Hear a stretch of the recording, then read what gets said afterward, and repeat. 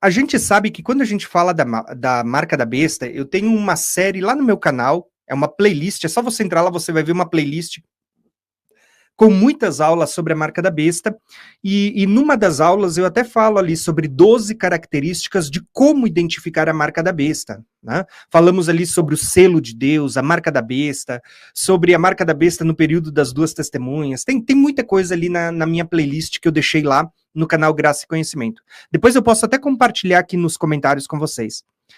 Mas tudo isso me leva a fazer algumas perguntas, como por exemplo, irmão Wagner, a marca da besta, segundo o que é escrito para nós lá no livro do Apocalipse, ela vai ser colocada na mão direita e na testa. Essa é a primeira característica, né? A segunda característica é que quem não tiver ela não pode comprar ou vender.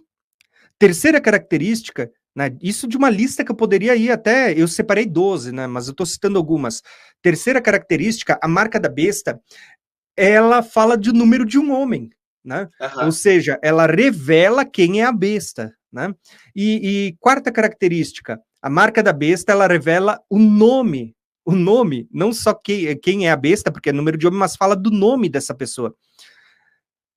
Dentro dessas características, eu cheguei a ver muitas vezes sendo ensinado pela Igreja Adventista, pelos seus pregadores, os seus expoentes, principalmente aqui no Brasil, a gente via muito isso, há muitos anos, dizendo que a marca da besta, né, ela revelava o nome, então você tinha lá um chapéu do Papa, como é que era? A mitra do Papa, acho que era assim como que se chamava, né? Não lembro bem certo, onde estava escrito lá, Vicaris Filis Dei, né? Ou seja, o vigário, filho de Deus, e quando você pegava cada uma das letrinhas, você somava, dava 666. Então eles diziam, tá vendo?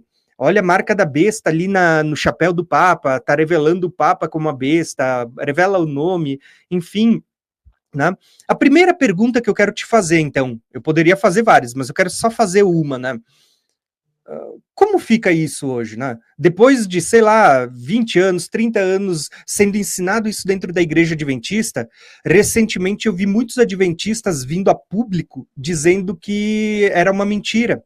Inclusive, eu ouvi falar até de relatos de que isso começou a ser removido dos livros mais atuais e das publicações, porque eles começaram a dizer que nunca existiu esse chapéu do Papa e que era só uma montagem feita por alguém e tudo mais, mas que eles muitas vezes ensinaram durante anos dentro do Adventismo, dizendo que revelava o nome da besta, que era o Papa e tudo mais.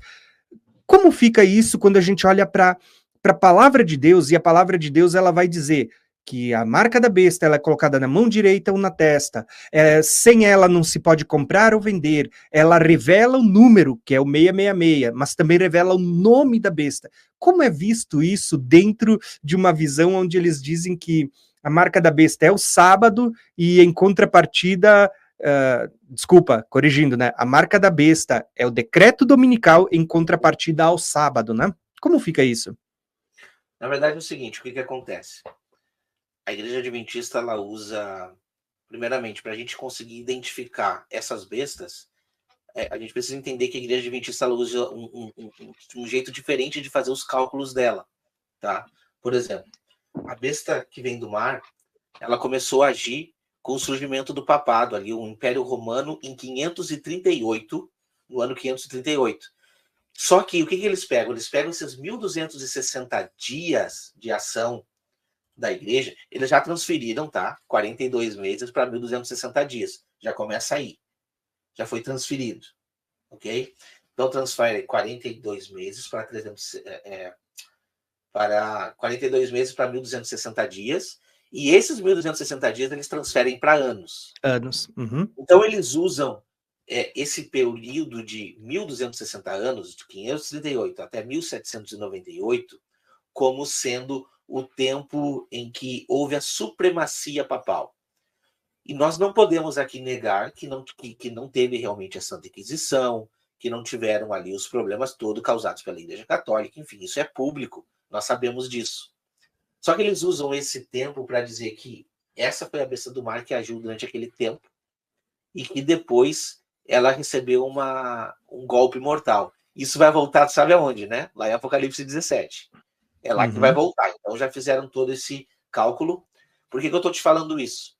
Porque esse tempo cronológico que a gente entende que é para o final, que são 42 meses literais, que vai nos apontar exatamente a ação do anticristo, esse tempo não é levado em conta para começar a mostrar a respeito da marca da besta. Não é levado em conta.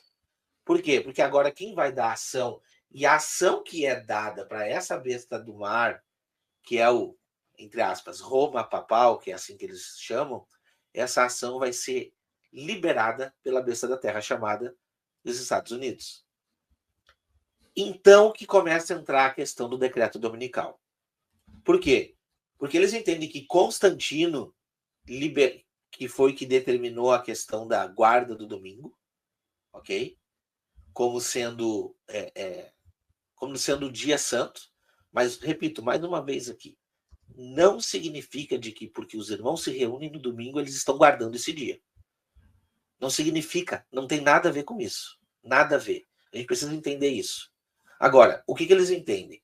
Que vai sair um decreto dominical, que nesse decreto vai impedir as pessoas de se reunir no sábado, de adorar o Senhor no sábado, ok? E vai determinar esse dia como mundial, o domingo. Então, assim, ó, quem não aceitar o sábado, automaticamente estará aceitando o selo da besta, que é o domingo. E aí que nós começamos a entrar nesse problema aí da marca na mão e na testa. Porque no momento que tu aceita, tá aqui na testa. E na mão vai ser o seguinte, ó, só vai ter direito de comprar e vender quem tiver marcado pela besta. Por exemplo, eu só vou conseguir fazer as minhas compras e enfim, articular qualquer coisa se eu Quem tiver for ao mercado no domingo. É tão estranho que é complexo de explicar, entendeu? Agora, o adventista não vai poder mais comprar e vender, mas assim, ó, o adventista, não tá falando de judeu, não tá falando de ninguém mais, o adventista. A questão toda é o seguinte, essa compra e venda, ela vai ser proibido em qualquer âmbito. Mas eles deixaram muito claro que eles não entendem como que será, se vai ser um chip ou tal, como que eles vão identificar essas pessoas.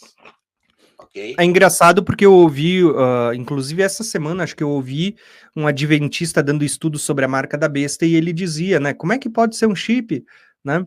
Mas por outro lado, muitas vezes eles não sabem explicar também, né? Não tô dizendo eu aqui que é um chip, entendeu? Mas uma coisa a gente sabe, que está ligado à economia, né? Tem a sua conexão com a economia. Conexão.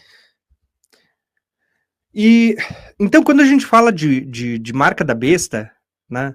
É interessante porque o que o Wagner acabou de explicar, para quem não sabe, eu até trato isso lá num curso que eu tenho, que é o curso Escatologia Revelada, existem diferentes formas de interpretação da Bíblia, né? Você tem o método literal, o método alegórico, então desses dois métodos, dependendo da forma que você vai interpretar, você pode literalizar as profecias ou espiritualizá-la. Sim. Né?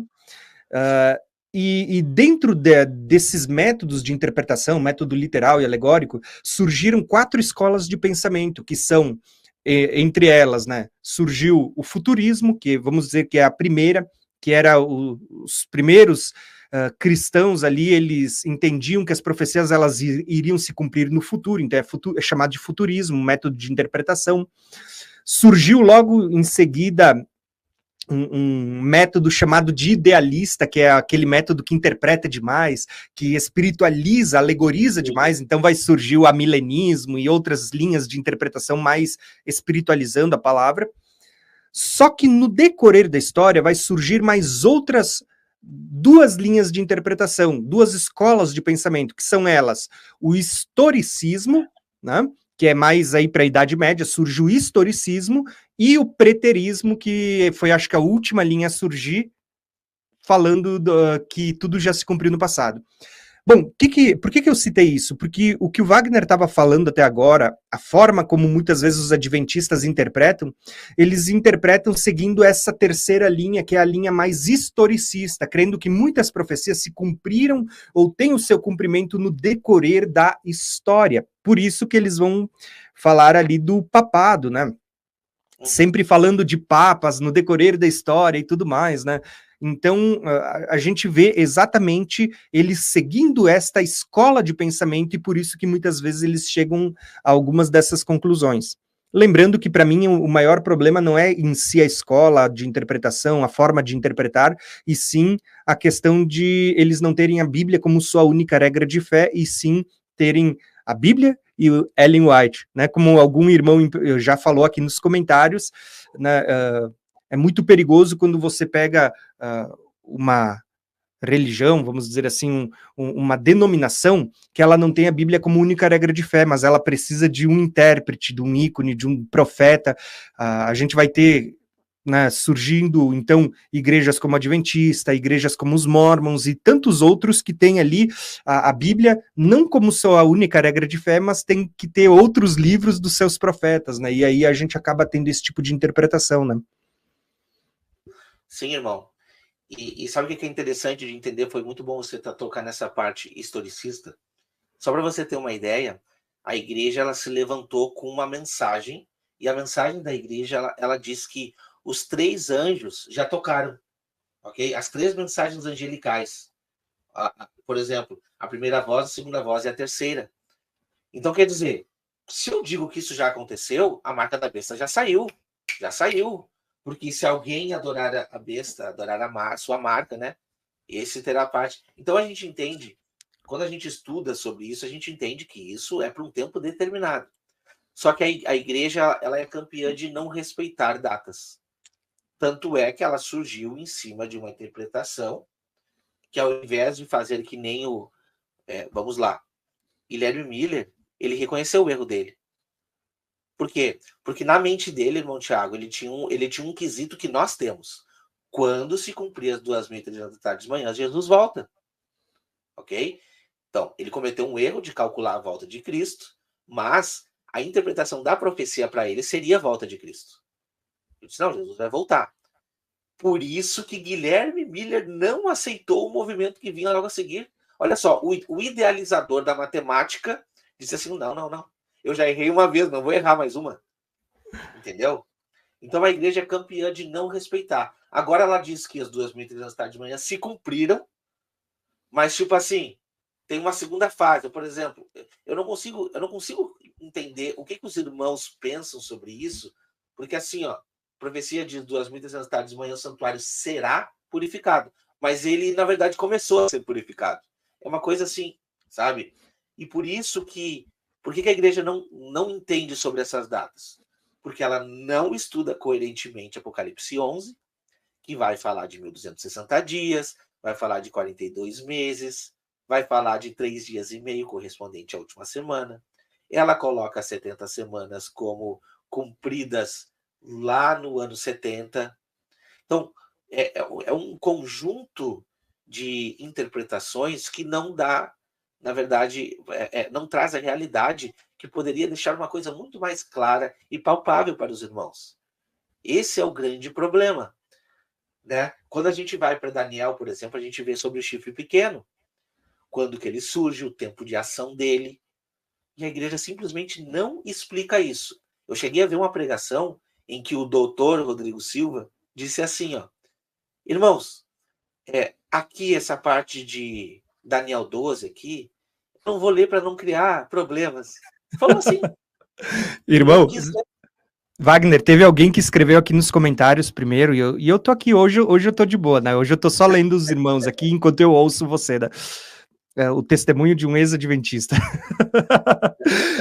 Então, teve um irmão que colocou aqui nos comentários, poxa, não sei como esse homem, né, o doutor Rodrigo Silva, ele, com toda a inteligência dele, com todo o pensamento, sendo um cara letrado do jeito que é, ele ainda assim continua sustentando todas essas heresias, todos esses problemas.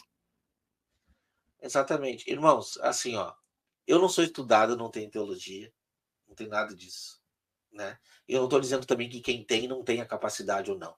Mas o que eu estou querendo dizer é que é o seguinte, eu acho que essas pessoas, elas sabem. Não tem como, irmão Thiago. Não tem como tu passar por textos como aquele que vão dar um tempo determinado. Bom, Daniel 12 vai dizer, né? A questão toda é assim, ó, vamos lá, vamos resumir agora. A igreja usa o decreto dominical E olha só, ela põe esse tempo de 1260 dias da grande perseguição como já ocorrido. E outra coisa, irmão Tiago, você falou na nossa live lá do sétimo selo, a respeito dos sinais no céu, a respeito da sétima, na verdade foi a sétima trombeta que você participou, né? Então, o sexto selo. Sexto selo. Mas os sinais no céu que correspondem à volta de Cristo. Por quê? Logo depois daqueles dias, o sol se escurecerá, a lua não dará sua claridade, as estrelas do céu cairão, né, como figos, e então se verá no céu o sinal da vinda do Filho do Homem. A Igreja Adventista diz que isso já aconteceu. A pergunta que fica é, tanto nas 2.300 tardes manhãs, quanto nestes sinais já ocorridos, a pergunta fica, cadê Jesus Cristo?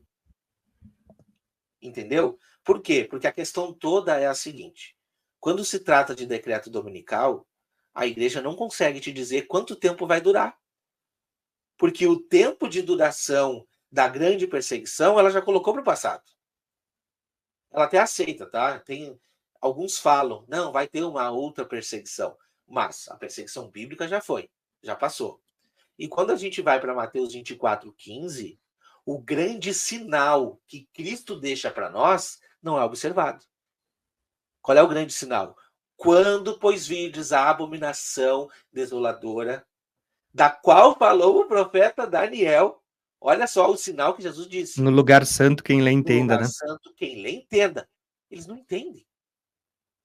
Que lugar santo é esse? Ah, então alguém vai lá no céu abominar o santuário do céu? Irmãos, a gente precisa meditar, porque quando a gente vai para 2 Tessalonicenses, o que a gente vê lá? Um personagem surgindo, querendo se assentar no santuário de Deus, parecendo ser o próprio Deus. Agora, esse personagem também vai lá no céu? Não. Aí que precisa ser feitas as conexões. E se a gente pegar essa abominação da qual falou o profeta Daniel, ali vai dizer que essa abominação vai durar durante um tempo, tempos e metade de um tempo. E esse tempo determinado é 3 anos e meio. Então, essa grande perseguição relatada por Cristo Jesus, ela vai ter um fim. E quando chegar esse fim, é a volta de Cristo. Então, esse sinal que a Igreja Adventista aguarda, irmão, é um terrorismo. Só para mim te avisar, tá? É um terrorismo. Não é a gente esperando ansioso e aguardando com a convicção. Isso é um terrorismo que é colocado na mente das pessoas. Por quê? Porque nós temos muitos relatos. Tem até uma pessoa aqui nos comentários. Eu ia falar sobre isso agora, na verdade. Eu estava com essas questões em mente. Sabe por quê? Porque Ellen White diz assim, ó, você precisa fugir para os campos. Para o deserto. E nós temos muitas pessoas fugindo para os campos nesse momento, porque elas não sabem quando que vai acontecer. Pode ser amanhã. Comprando sítio no meio do mato. Né? Pode ser amanhã. E um medo, assim, as pessoas com medo. Meus irmãos, quando vir decreto dominical, meu Deus, o que vai acontecer? Gente, a palavra de Deus está aqui revelando sobre os últimos eventos. Esse é o grande problema da Igreja Adventista. Por quê? Coloca uma coisa que não é verdade e não prepara a igreja para o que realmente irá acontecer.